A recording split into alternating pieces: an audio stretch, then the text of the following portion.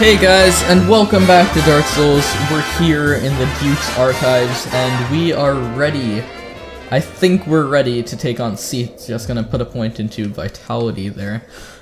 We really are stacking up on the old Vitality and Endurance, and I keep saying this, but my god, the Ring of Favor and Protection would add quite a bundle onto our already high stamina and HP. So it's very tempting to put it on. I think I'm gonna hold off for a bit until I can wear some good armor without Havels. Although I think it ups our equip load also a little bit, maybe. I don't know. Let me just double check that. Ring of Favor and Protection. Boost HP, stamina, and max equip load. Yeah, that would be a party of a ring to put on. Let's make sure we just get all the real chests first.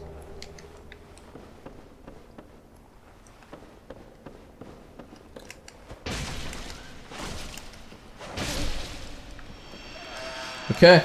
Yeah, because I mean, we're already doing very well in the departments of, pretty well in the departments of stamina and vitality. Vitality for sure, in fact, we probably don't need to level up too much from where we are.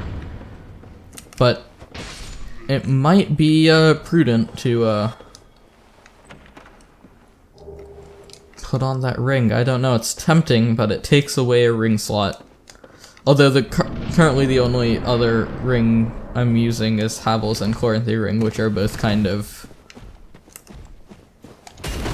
very good rings. Can you backstab these guys? I wonder. I think Seath is probably going to be a pushover with Black Knight Halberd. In fact, I kind of feel bad for making this my primary weapon, because if I'm trying to do an advice playthrough and I'm wielding one of the most powerful weapons in the game, like maxed out, doesn't quite seem fair, you know, but, you know, as advice. So I think after Seath we might, upgrade our Zwei or, something like that, you know, get it to a good clip and, use that instead. Not like this is a huge crutch or something by any means. If you get a good weapon, you should use it. I'm not gonna bother picking off all these guys, because at least those guys aren't guarding. They're not gardening anything. What's the point of sitting in the garden if you're not going to garden? I wonder what Seath pays you for. Oh, you know what, actually? You know what is, I noticed, so you may have noticed, that is. And I already had a rant about, not a rant, I already talked about how I keep saying you may have noticed, and, you know, a lot of the times it's stuff that is either very obvious, or stuff that you wouldn't even bother to pick up. But I'm gonna say it again. You may Don't fall off the cliff, don't fall off the cliff. Stay calm. Anyways, as I was saying, you may have noticed the audio, my voice that is, sounds, and even the game audio, you may have noticed that sounds like a lot better, or different at the very least. That's because I figured out how to use Audacity, aside from just recording stuff, as in I figured out how to use Audacity to make my voice, or to make my mic good. That's not already, I mean, I do have a very good mic, which I'm probably underusing considering its capacity, but I do have a very good mic that I like quite a lot. So my mic is amazing already. This is just me trying to say I'm not dissing my mic, but I figured out how to do some basic audio editing in Audacity that sort of can improve the quality of sound. And I think it sounds better. It sounds full. You know, the audio. Is this a safe place for me to drop? If this is a death, I'm gonna be upset. Yeah, it sounds very full, which is nice. Okay, no crystal lizards for me, just one. Okay, it's fine. I don't really need more of this. But, yeah, I think that sounds good. I've sort of, managed to work with what I have, an already good mic, and make, I noticed there's a bit of background noise, and my voice didn't sound quite as full, and I'm always listening to, I have a friend who's a pretty good musician, and I'm listening to his songs, and he has the same mic as me, and, there's just other stuff where I'm like, well, how can I make my mic sound like his or sound better? Or you listen to some YouTube commentators and they've got like their mic situation and it sounds great, and it's like, okay, well, cool, I have a condenser mic. What can I make it do to sound like, what can I do to make it sound like other people's mics? And I guess that is, I figured it out. It's a very basic process. But if you guys are, interested in how I do this, which you might be, if you're getting killed by clams. Wow, 10 deaths I think is what we're at, guys, which means we really have to step up our game now for the late game. Yeah, as I was saying, if you're interested to know what I do to make my voice sound the way it sounds, I can do a basic tutorial in Audacity on how you can make your mic, even if it's not like a studio mic or anything, how to make your mic sound good. So yeah, let me know if you guys would like something like that. Obviously, other tutorials are available. I'm not the only channel on YouTube, but, I don't know, it might be cool. It's something I offer. In fact, I might just go ahead and record that just so you guys know my process. Because the cool thing about YouTube basically the cool thing about YouTube, sound editing, video editing, all the stuff people are doing now, there's most of the stuff that is. I'm trying to formulate a sentence here. Most of the stuff you see on YouTube, in terms of the video process being video editing. God.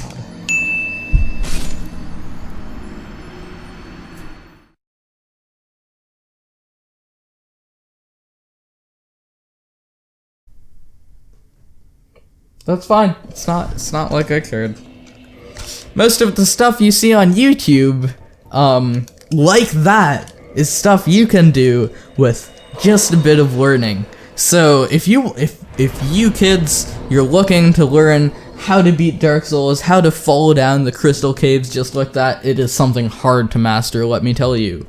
But, whew, I also just realized that I lost like 7 humanity there.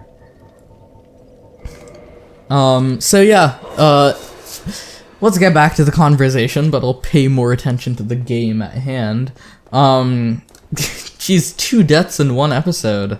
That's really not good. We're at 11 deaths, which means I have 9 to spare. That's actually not a lot, and considering how poorly some of these upcoming boss fights go for me, things don't look good for the under 20 death run.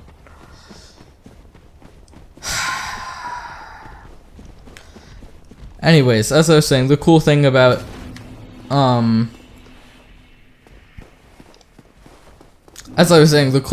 YouTube is most of the stuff you see going on is stuff you can do yourself.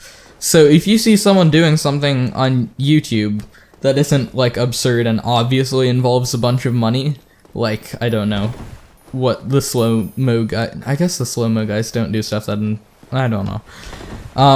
So long as it's not something like, FPS Russia or something where you have to buy a bunch of guns and shoot stuff and make it explode. Most of the stuff you see on YouTube is stuff you can easily do, and it's within reach, and I learned this, and I'm saying it now because I learned this just through the whole deal with Audacity and making my voice sound better, is because I was like, hey, all these people have really good mics or something, and I don't get why they sound better than me, and I figured out how to use Audacity to get that same sort of sound, and it's pretty cool how that works. So, yeah. If you see something, you can probably do it. Basic video editing, CGI, recording games, recording commentary, audio editing, all of that is very achievable stuff. Now I'm gonna pick off all of these clams because I hate them and I don't want them in my Seath fight. I hate you. You suck, okay? This is obviously your fault and not mine, okay?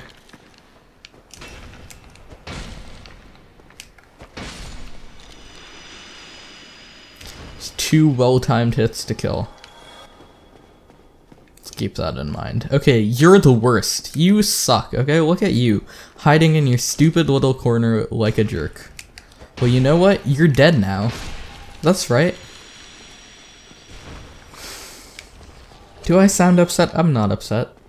I'm very upset. Oh my god, I don't know what my life's coming to. I'm dying in Dark Souls, trying to do an under 20 death playthrough. Triggering a bunch of clams. Oh my god, why?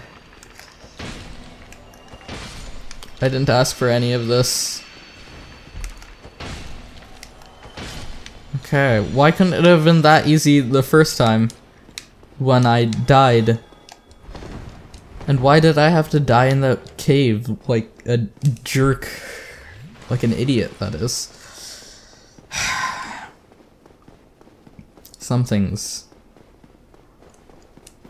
Okay, on the bright side, actually, I realized we actually do have the best curse armor we can get at the current moment, so that's gonna be good for fighting Seath, so that we don't get cursed by accident or anything. Looks like my dog has entered the room. Let's just wait for this guy to get a bit closer. Wow, why is he doing those attacks all the way over there? He really shouldn't be doing that. Yeah, that's right. Just walk a bit closer. Just a little bit closer. And kaboosh. Broke. Just using all of our stamina there to get 0 hits and wasting that perfect opportunity. By the ways, the strategy for Seath is to pick one of these tentacles, whichever one you want so long as it's not the back one. Stay very close to it, and hit it. And he will move in a circle, and don't get behind it, and don't stay too close to the edge because he might do his tentacle flail if that happens. But basically, if you do this, the only attack he can use to really get you, he'll like curl up in an angry ball, and you'll see it coming, you'll hear it coming as well, and then you just back off. If he does the whole tentacle flail, that actually does like a lot of damage, and that's no fun. But otherwise, Seath fight complete. It's that easy. Seath really is one of the dumbest bosses in the game. One of the deadest bosses in the game where like, hey. Yeah, okay. Let's get our souls and get the heck out of here. Level up our endurance a bit, our strength a bit, actually. Nice 36 even number. No, I want to warp actually to fire up. Let's see if we can skip the whole dealio. Warp straight into Tomb of Giants. That is amazing. Thanks so much for dropping by for this episode of Dark Souls, guys. I know we died twice. It's a burden we have to bear and something we're gonna have to work with when we're getting into the later game here. But I hope things go well. Anyways, I'll see you guys in the next episode of whatever that may be. Don't forget to live long and peace out. Bye!